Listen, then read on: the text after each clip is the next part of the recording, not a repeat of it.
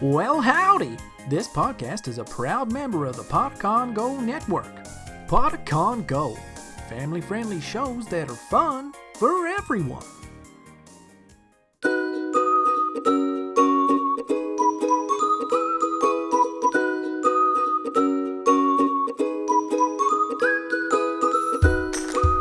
Welcome to Elderberry Tales.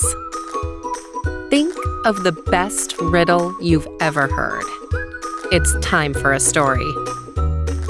Today's story is The Wise Young Girl Becomes Head of the Household, a Chinese folktale. Once in China, long, long ago, there lived a father, his 4 sons, and 3 daughters-in-law. His 3 older sons had married within a few months of each other, and all to young women from the same village. Recently, these 3 new daughters-in-law had been brought into the house.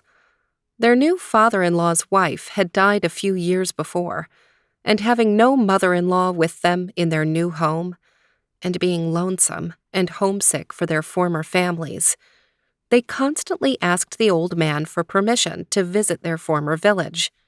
For you see, those were the days when young women, after they married and moved into the homes of their new husbands, needed permission to leave the household. Annoyed by the continual pleas of his 3 new daughters-in-law, the old father thought of a way to put an end to it. He gave the young women permission in this way, saying, "You are always begging me to allow you to go and visit your mothers, and you think I am very hard-hearted for not letting you go. Now, you may go, but only upon this condition. When you come back, you must each bring me something that I want. One of you must bring me some fire wrapped in paper. The other must bring me some wind wrapped in paper. And the third must bring me some music in the wind. Unless you promise to bring me this, you are never to ask me to let you go home. And if you go and fail to get these for me, you are never to come back." The old man did not suppose that these conditions would be accepted. Of course, they were hard to understand, much less to fulfill. But the girls were young and thoughtless, and in their anxiety to get away, did not consider any of that, so they quickly promised and made ready with speed. In great glee, they started off on foot to visit their mothers. After they had walked a long distance, chatting about what they should do and whom they should see in their village, a heel of one of their shoes came loose and fell off. They all stopped to fix the shoe, and in that pause, they remembered what they had promised their father-in-law. At once, they all began to despair, as they had no idea what the strange requests really were, much less how to fulfill them. While they sat, wailing by the roadside, a young woman came riding along on a water buffalo. She stopped and asked them what was the matter, and if she could help. They told her she could do them no good. No one could. While they sat, wailing by the roadside, a young woman came riding along on a water buffalo. She stopped and asked them what was the matter, and if she could help. They told her she could do them no good. No one could. But she persisted in offering her sympathy and inviting their confidence, till at last they told her their story. The young woman on the water buffalo said that if they would go home with her, she would show them a way out of their trouble.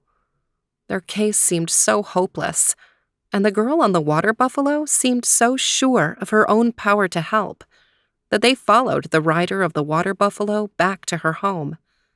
And there, she showed them how to comply with their father-in-law's demands. Now let's see if you have any ideas.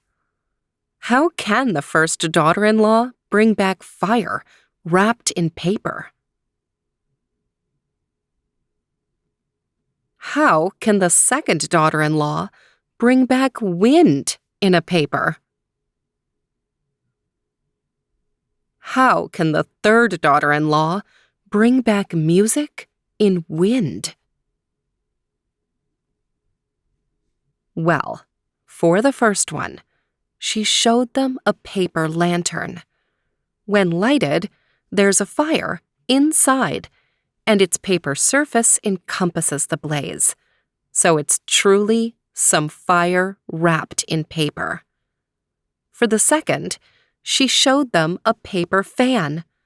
When flapped, wind surrounds the fan and thus satisfies the call for wind in paper. For the third, she showed them a set of chimes that creates music in the wind. The three young women thanked the wise girl for her good ideas and went on their way rejoicing. After a pleasant visit to their home village, they took a paper lantern, a paper fan, and a set of chimes, and returned to their father-in-law's house. As soon as he saw them approach, he began to vent his anger at their light regard for his commands. But they assured him that they had perfectly obeyed him, and showed him what they had brought to fulfill the conditions. Much astonished, the father asked how it was they had suddenly become so clever, and they told him the story of their journey and of the girl on the water buffalo that had so fortunately come to their relief.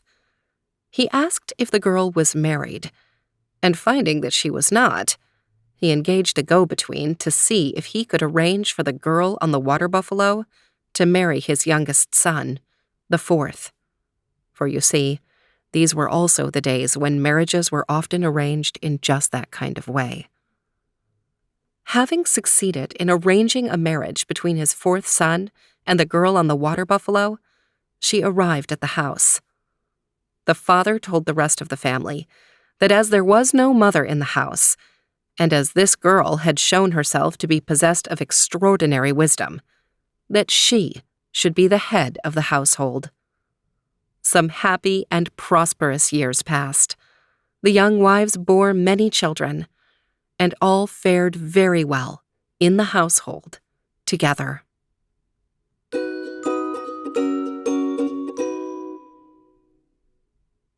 I think of stories like this as riddle stories. There's a problem that the characters need to solve, and they solve it through their own cleverness.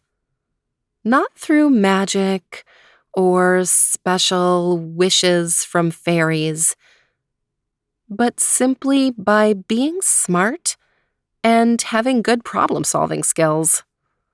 And in this case, it's the girl on the water buffalo that they met along the way, who is able to solve all three riddles for them. When I was little, I used to think that riddles were like jokes. But now I know better. There's something special about riddles. A riddle is some little clever problem that you can figure out if you think about it long enough, maybe thinking a little bit outside the box, as they say, looking for unusual answers to the question that's being asked.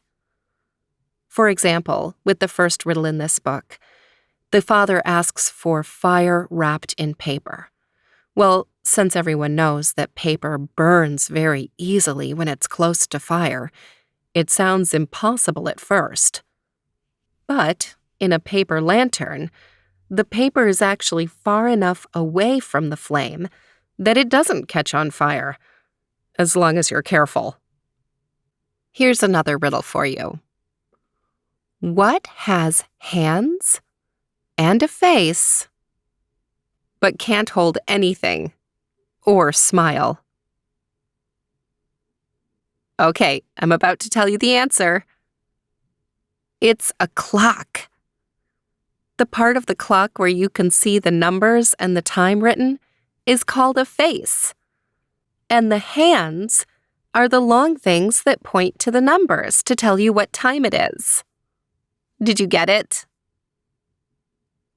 Here's another one. What two things can you never eat for breakfast?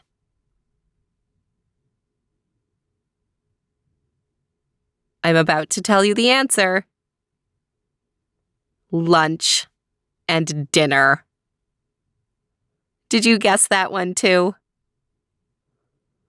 Do you have any riddles that you love to tell?